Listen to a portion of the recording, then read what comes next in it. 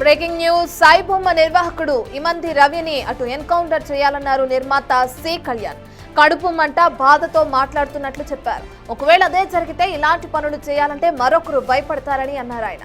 ఇక రవిని పట్టుకున్న పోలీస్ అధికారులను చాంబర్ తరపున త్వరలో సత్కరిస్తామని చెప్పారు నిర్మాత సి కళ్యాణ్.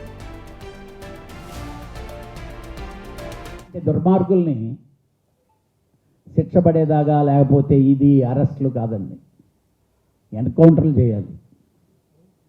ఎన్కౌంటర్లు చేస్తే వాళ్ళు చేయకపోయినా సినిమా వాళ్ళన్నా చేయాలి కనీసం. ఎందుకంటే అంత బాధ వాడికి సంబంధం లేకుండా ఒక సినిమా ఇన్ని కోట్లు ఖర్చు పెట్టి వందల మంది కష్టపడి వాళ్ళ బ్లడ్ని తాగుతుండే లాంటి బ్లడ్ చూడటం చాలా అవసరం. డెఫినెట్గా కమింగ్ డేస్లో ఒక్కడికి కానీ అలా జరిగితే నెక్స్ట్ రోడ్డు డెఫినెట్గా ఓహో మనల్ని కూడా ఉంచనీరేమో అయిపోతారేమో అనే ఫీలింగ్తో భయం వస్తుంది. Thanks to the entire police department.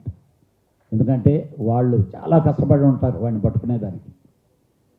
రకరకాలుగా టీములుగా ఏర్పాటు చేసి ఉంటారు.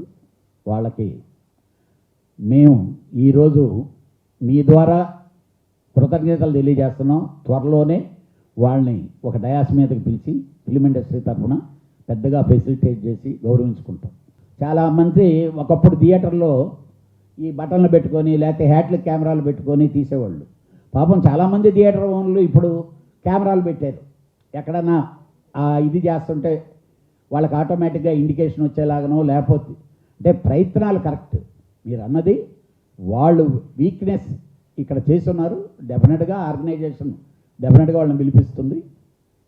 వాడు ఇప్పుడు ఎక్కడి నుంచి వాడు తీసాడో అనేది ఉంది కాబట్టి అది ఈజీగా తెలిసిపోద్ది. కాబట్టి దీనికి వీళ్ళు ఏం చేస్తారనేది డెఫినెట్గా ఆర్గనైజేషన్స్ వాళ్ళ మీద ప్రెషర్ పెట్టి మాట్లాడాలి. కామన్ మ్యాన్ సినిమా చూసేదానికి ఒక ఫ్యామిలీ హ్యాపీగా వెళ్ళి సినిమా చూసేదానికి ఇబ్బంది జరుగుతుండేటప్పుడు దొడ్డిదారిలో ఎంటర్టైన్మెంట్ అతనికి కావాలి. ఆ ఎంటర్టైన్మెంట్ దొడ్డిదారిలో చీప్గా ఏదో వస్తుందో దాన్ని ఎత్తుకుంటాడు. దానికి కూడా మనం ఒక కారణం. ఇప్పుడు బడ్జెట్ సినిమాలు ఇది అవుతున్నాయన్నారు.